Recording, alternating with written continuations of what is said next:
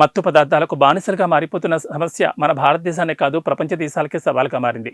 ముఖ్యంగా యువత ఎక్కువగా ఈ మత్తు పదార్థాల బారిన పడి తమ బంగారు భవిష్యత్తును చేజేతులా నాశనం చేసుకుంటున్నారని, ప్రతి వారికి మత్తు వద్దు ఆరోగ్యం ముద్దు అనే అవగాహన కల్పించి మత్తు పదార్థాల నిర్మూలనతో ఉత్తమ సమాజాన్ని స్థాపించేందుకు జమాతే ఇస్లామీ హింద్ ఆధ్వర్యంలో ఈ నెల 8వ తేదీ నుంచి 18వ తేదీ వరకు రండి మత్తురహిత సమాజాన్ని నిర్మిద్దామనే నినాదంతో ఒక రాష్ట్ర స్థాయి అవగాహన ఉద్యమాన్ని నిర్వహిస్తున్నట్లు జమాతే ఇస్లామీ హింద్ పట్టణ ఉద్యమ కన్వీనర్ మహమ్మద్ సిద్దిక్ తెలియజేశారు.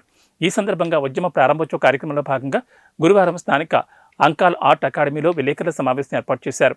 ఈ సందర్భంగా ఉద్యమ కన్వీనర్ మహమ్మద్ సిద్దిక్ మాట్లాడుతూ, ప్రపంచ దేశాలతో పాటు మన దేశంలో కూడా మత్తు పదార్థాల సేవనం రోజురోజుకు విపరీతంగా పెరిగిపోతోందని, 10 సంవత్సరాల చిన్న వయసు నుండి 75 సంవత్సరాల వృద్ధ వయసు వరకు కోట్ల మంది దీనికి బానిసలుగా మారిపోతున్నారని, ముఖ్యంగా దేశానికి వెన్నెముకైన యువత ఈ వ్యసనాల బారిన పడి తమ మానసిక శారీరక ఆరోగ్యాలను పాడు చేసుకుంటూ ప్రాణాంతక వ్యాధుల బారిన పడి లక్షల్లో అర్ధాంతరంగా చనిపోతున్నారని, కుటుంబ సభ్యులకు తీరని లోటును చేకూరుస్తున్నారని తన ఆవేదన వ్యక్తం చేశారు.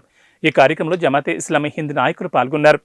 ప్రపంచ దేశాలు కూడా ఈ మాదక ద్రవ్యాల సేవనం, మత్తు పదార్థాల సేవనం అనేది పెను సవాలుగా మారింది. దీనికి ముఖ్యంగా యువత ఎక్కువగా దాని బారిన పడి తమ బంగారు భవిష్యత్తును పాటు చేసుకుంటుంది.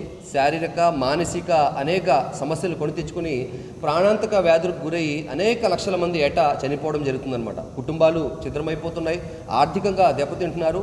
మరి ఎప్పుడైతే వ్యసనాలకు, ఈ మత్తు పదార్థాలకు బానిసలుగా మారారో, వారి దగ్గర డబ్బు ఎప్పుడైతే లేకుండా పోయిందో అప్పుడు వారు ఈజీ మనీకి అలవాటు పడడం, అనేక నేరాలకు పాల్పడడం అనేది జరుగుతుంది.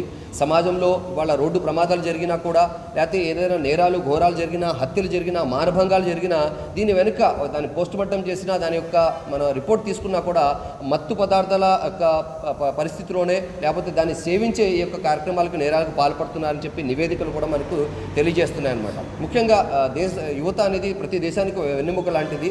అటువంటి యువత ఇటువంటి వ్యసనాలకు పాల్పడడం అనేది దేశ భవిష్యత్తు ఎలా ఉండబోతుంది అని ఒకసారి ఆలోచిస్తేనే చాలా భయాందోళనకు గురి చేస్తుంది. భయంకర పరిస్థితులు మనకు కానవస్తున్నాయి, మేము ప్రిడిక్ట్ చేయవచ్చు.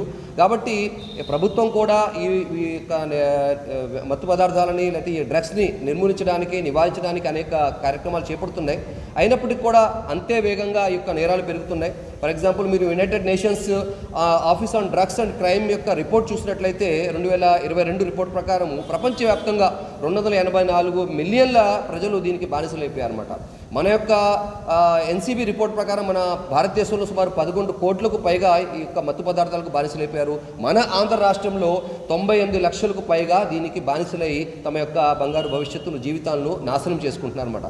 కాబట్టి ఈ యొక్క సంఖ్య పెరిగిపోతుంది. వాళ్ళ కాలేజీ విద్యార్థులు వాళ్ళు అన్ని రంగాల్లో రాణిస్తారు, దేశం యొక్క పేరును పైకి తీసుకొస్తారు, దేశాన్ని అభివృద్ధి చెందిస్తారు, సాంకేతికంగా దేశాన్ని ముందుకు తీసుకెళ్తారని చెప్పి ఉన్న దశలో మరి నైతికంగా ఈ యొక్క యువత ఇలా దిగజారిపోవడం, ఇంకా బాధాకరమైన విషయం ఏంటంటే 10 సంవత్సరాల నుంచి 75 సంవత్సరాల వయసు వారు కూడా యొక్క మత్తు పదార్థాలను సేవిస్తున్నారు. ఇది చాలా ప్రమాద ఘంటికను సూచిస్తుంది. మరి దేశంలో ప్రభుత్వము, ఎన్జిఓస్, ప్రతి సంస్థ కూడా, విద్యావంతులు, సాంఘిక సంస్కర్తలు అందరూ కూడా ఆలోచించాల్సిన, అడుగులు వేయాల్సిన అవసరం ఉంది. అయితే కేవలం ప్రభుత్వమే, చట్టాలే, లేకపోతే పోలీస్ వ్యవస్థ ఇదంతా చూసుకుంటుందని కాకుండా మేము సైతం అని చెప్పి మరి జమాతే ఇస్లామీ హింద్ ఆంధ్రప్రదేశ్ రాష్ట్ర మరి శాఖ మరి రండి మత్తురహిత సమాజాన్ని స్థాపిద్దాం, let's build a drug free society అనే క్యాంపెయిన్ను రాష్ట్ర వ్యాప్తంగా ఈ నెల 8 నుంచి 18వ తేదీ వరకు నిర్వహిస్తుంది. సుమారు 11 రోజుల క్యాంపెయిన్ అండి. ఈ క్యాంపెయిన్లో భాగంగా మేము ప్రతి ఒక్కరి దగ్గరికి వెళ్తాము, ప్రత్యేకంగా యువత దగ్గరికి వెళ్తాము, క్యాంపస్లోకి వెళ్తాము, క్యాంపస్ లెక్చర్స్ ఇస్తాము, డోర్ టు డోర్ క్యాంపెయిన్ చేస్తామండి. అలాగే స్ట్రీట్ ప్లేస్ చేస్తాము. అలాగే ఏంటంటే ఎస్సే రైటింగ్ కాంపిటీషన్